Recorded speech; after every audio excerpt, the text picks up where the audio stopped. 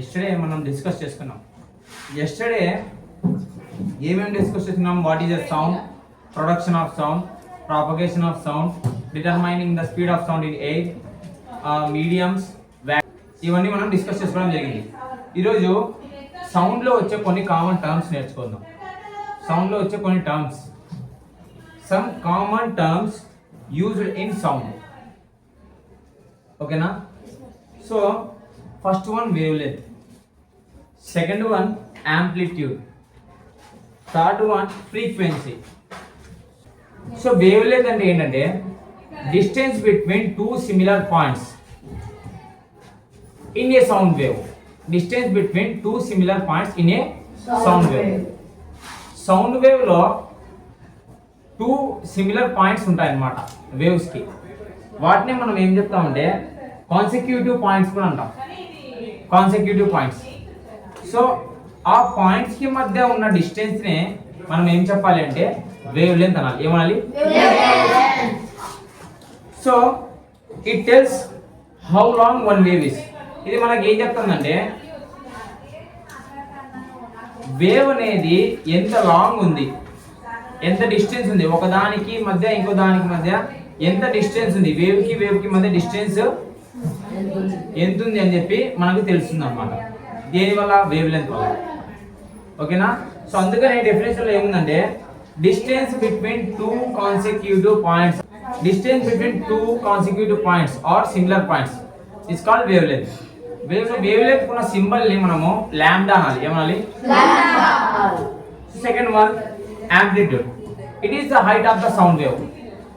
sound waves ఉంటాయి కదా, sound waves కి sound waves యొక్క height అన్నమాట amplitude అంటే. amplitude అంటే సౌండ్ వేవ్ కున్న హైట్. వేవ్ అనేది ఎంత హైట్ లో ఉంది దాన్నే మనం ఏం చెప్తామంటే ఆ హైట్ నే మనము యాంప్లిట్యూడ్ అంటాం. So this is also one of the term which is used in sound. So next, ఎక్కువ హైట్ ఉంటే వేవ్ అనేది దాన్ని మనం మోర్ యాంప్లిట్యూడ్ అంటాం. ఏమంటాం? తక్కువ హైట్ ఉంటే దాన్ని మనం లెస్ యాంప్లిట్యూడ్ అంటాం. ఏమంటాం? సో మోర్ యాంప్లిట్యూడ్ అంటే సౌండ్ ఎక్కువ రావడం, దాన్ని మనం లౌడర్ సౌండ్ అంటాం. ఏమంటాం? లెస్ యాంప్లిట్యూడ్ అంటే సౌండ్ అనేది తక్కువ సాఫ్ట్ గా రావడం, దాన్ని మనం ఏం చెప్తామంటే సాఫ్టర్ సౌండ్. చెప్పండి. Third one frequency. Third one ఏంటి? సో ఫ్రీక్వెన్సీని మనము ఎలా చెప్పాలి అంటే number of sound waves produced in 1 second. ఒక్క సెకండ్ లో ఎన్ని వేవ్స్ అనేది, ఎన్ని నెంబర్ ఆఫ్ వేవ్స్ అనేది ప్రొడ్యూస్ అవుతాయి, దీన్నే మనము ఫ్రీక్వెన్సీ అంటాం. 1 సెకండ్ లో ఎన్ని నెంబర్ ఆఫ్ వేవ్స్ అనేది ప్రొడ్యూస్ అవుతాయి, ఈ ప్రొడ్యూస్ అవ్వడాన్ని మనం ఏం చెప్తామంటే ఫ్రీక్వెన్సీ అంటాం. ఏమంటాం? So it tells how high or low the sound is. ఈ ఫ్రీక్వెన్సీ మనకి ఏం చెప్తుందంటే సౌండ్ అనేది ఎంత హై ఉంది లేదా సౌండ్ అనేది ఎంత తక్కువ ఉంది అని తెలియజేస్తుంది ఇది ఫ్రీక్వెన్సీ అనేది. సో నెక్స్ట్, హై ఫ్రీక్వెన్సీలో హై ఫ్రీక్వెన్సీ, లో ఫ్రీక్వెన్సీస్ ఉన్నాయన్నమాట. హై ఫ్రీక్వెన్సీ అంటే high pitch sound, high pitch sound. లో ఫ్రీక్వెన్సీ అంటే లో పిచ్ సౌండ్, లో pitch sound. All of you look at the diagram. ఒకసారి మీరు డయాగ్రామ్ అబ్జర్వ్ చేస్తే ఆ డయాగ్రామ్ లో స్టార్టింగ్ పాయింట్ దగ్గర నుంచి వేవ్స్ అనేది ప్రొడ్యూస్ అయినాయి. అవునా కదా?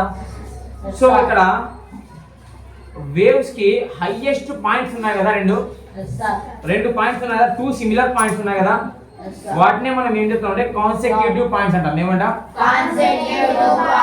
సో ఆ పాయింట్స్ మధ్య ఉన్న డిస్టెన్స్ నే మనం ఏం చెప్తామంటే వేవ్ లెంత్ అంటాం. ఏమంటాం? తర్వాత అదే డయాగ్రామ్ లో మీకు యాంప్లిట్యూడ్ అని రాసింది ఉందా? సో ఆ యాంప్లిట్యూడ్ అంటే ఏంటంటే వేవ్ యొక్క హైట్. వేవ్ అనేది ఎంత హైట్ ఉంది, ఎంత హైట్ లో ఉంది, వేవ్ అనేది ఎంత హైట్ ఉంది. సో అందుకనే యాంప్లిట్యూడ్ ఏం చెప్తుందంటే height of the sound wave. So sound wave యొక్క హైటే మనము ఇక్కడ యాంప్లిట్యూడ్ అని చెప్తాం. ఏం చెప్తాం? సో నెక్స్ట్ ఫ్రీక్వెన్సీ గురించి చెప్పాను. Okay, next units off frequency ఏంటి?